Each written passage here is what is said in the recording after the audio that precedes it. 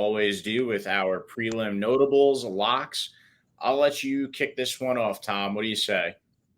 All right. So first and foremost, I want to talk about a guy who is going to be fighting at, I believe it's 155 pounds. No, it's 145 pounds. Who also has the same wingspan, 1 inch shorter of Izzy Adesanya. He's got maybe 2 or 3 inches shorter than Francis Ngannou. I'm talking about Sean Woodson. This guy is Sean the Sniper Woodson, 30 years old, 145, 6'2" with a 79-inch reach. And Louis Aldana coming in 5'11", 73-inch.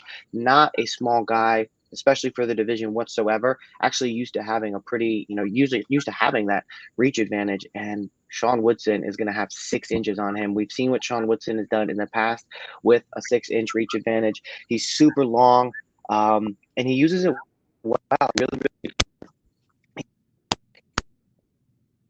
So, being long and having those long range strikes, those straight strikes to be able to keep people at a distance and fight your own fight is so immensely useful when it comes to UFC or MMA rather.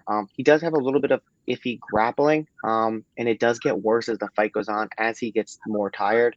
But even in the loss to Julian Erosa, he looked good. He had dropped Julian Erosa early in that fight, which I think says a lot about Sean Woodson, his development, his power, his jab. He has an extensive amateur boxing record, and he was going to go pro at boxing until he got a car accident that kind of messed him up, sidelined him for a long time, decided to move into mixed martial arts, added in that a little bit of ground game, added in, those snappy leg kicks, utilizing that length and that reach. For Louis Aldana, he's a counterpuncher. He's typically the longer fighter, so this is going to be a new spot for him, really. His last win was to Bruno Silva, and he fought moving back most of the time. Like I said, he's a counterpuncher, so he's going to be moving back, and that's not a good matchup. If you don't want to be a counterpuncher against the guy who you can't reach, you're moving back, he's moving forward, and he's keeping the distance. So for those reasons, I'm going to go with Sean Woodson. I feel good about it. Yeah, that Sean Woodson pick, that's one of the ones I was actually going to go with as well, but I had a feeling you would be taking that. So, and for all those reasons, 100% with you on the Woodson pick. I like Saldana. He does have a couple of good highlights to his, on his reel, but this is not the ideal matchup for him. Just like, all the things that you said, he's a great counterpuncher. He really is. But with the wingspan that Woodson brings to the table, it's going to be impossible for him to do anything in this fight that he wants to do. So I'll move on to one of mine. I actually have a women's fight, and it's not our typical thing where we go, women's fights to go the distance. That is one of our, I guess one of our tropes over here at this point. But I've actually got Miranda Maverick to beat Shanna Young. And this is a rematch of a fight that took place 3 years ago in Invicta, in which Miranda Maverick won by rear naked choke. Miranda Maverick just continues to get better. Her last two losses are definitely justified. The last one came to Erin Blanchfield, and I think that Erin Blanchfield at this very moment is on a trajectory only seen by rocket ships. She's going to be something very big in the UFC.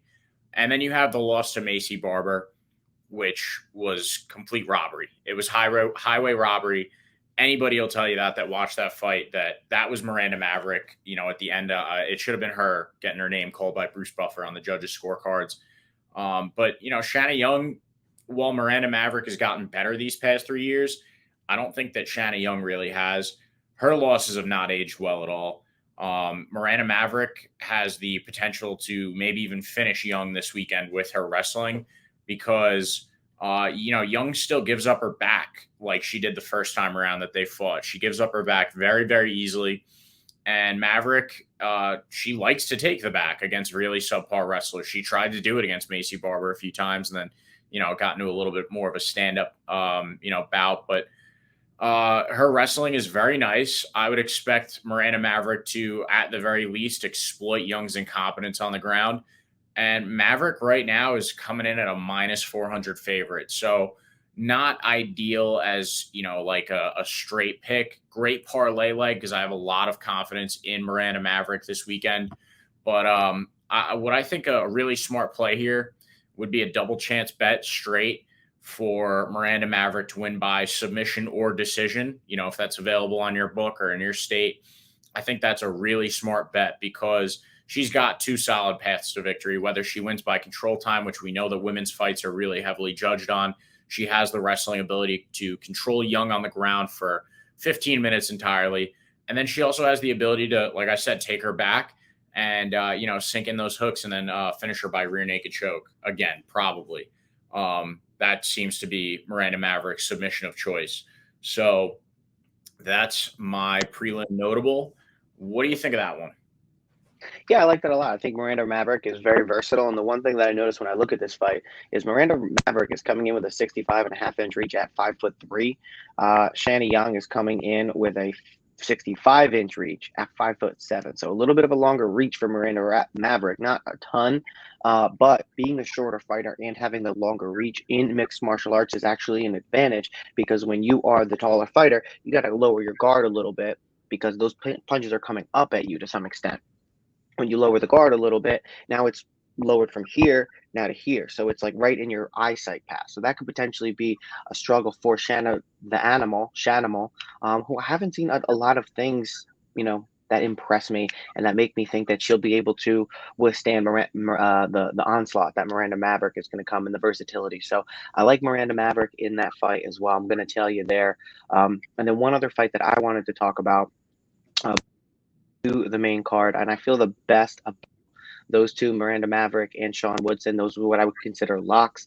But Aori Kulang versus Jay Perrin. I went back and I watched a couple of Jay Perrin's fights, including his first fight in the UFC versus, I believe it was Batista.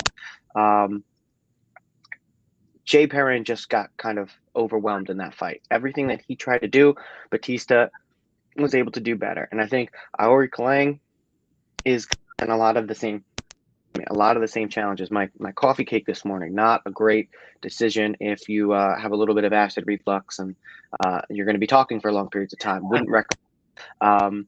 Either way, Iori Kalang, he's a rangy fighter. He's kickboxing. He's experienced inside of the UFC. He's got some good wins on his record. Cameron Elswin via ground and pound just under 4 months ago. He took 2 losses to Cody Durden and El Jefe Jeff Molina, which I can definitely forgive the El Jefe loss. And he got a lot of other TKO finishes. Old. I know that Jay Perrin's also 29 years old, but I just don't think he has the speed. I don't think he has the power in his punches. He's going to try and overwhelm you with volume, and I think Aori Kalang is just going to get it done. So I like those 3 a lot in terms of prelim notables. Nice. Yeah, I'll definitely be tailing you with most definitely the Woodson pick. The Kalang one, I do like it a lot. But for me, I'm going to stick to Woodson and Maverick. I like those 2. Those are my 2 favorite coming out of these prelims. All right, so let's kick it on up to the main card now. And this very first fight, in my opinion at least, we haven't talked about it yet. I think this one's a very easy one to pick.